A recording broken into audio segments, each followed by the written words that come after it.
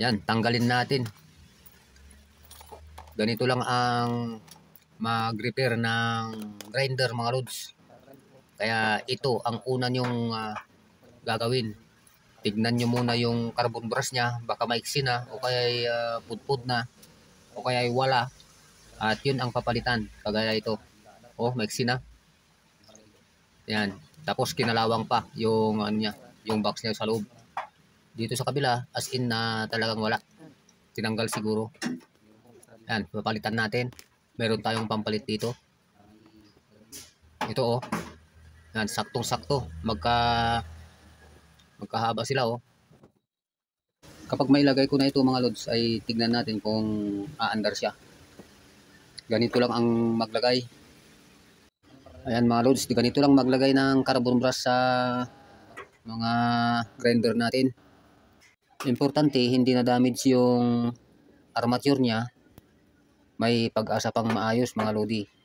Kaya huwag niyong itatapon yung mga grinder ninyo o kaya mga power tools ninyo. Dahil may pag-asa pang mabubuhay mga yan.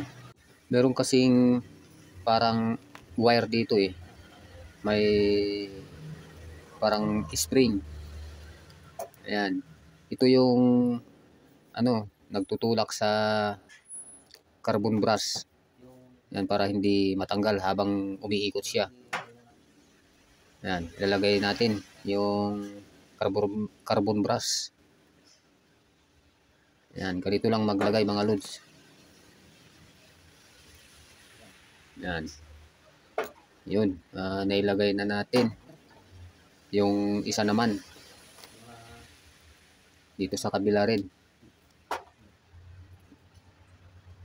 Okay. Ayos na. I-testing natin.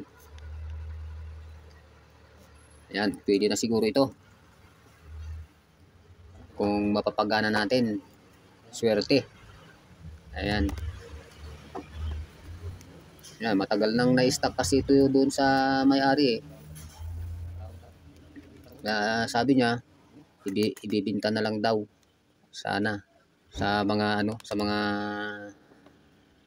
na nagbabakal. Yung mga bumibili ng mga bakal. Ayan, malapit na mga lods. Ito-tornilyo na lang natin. Ito rin, medyo mahirap maitornilyo. Ayan oh. Swerte tayo mga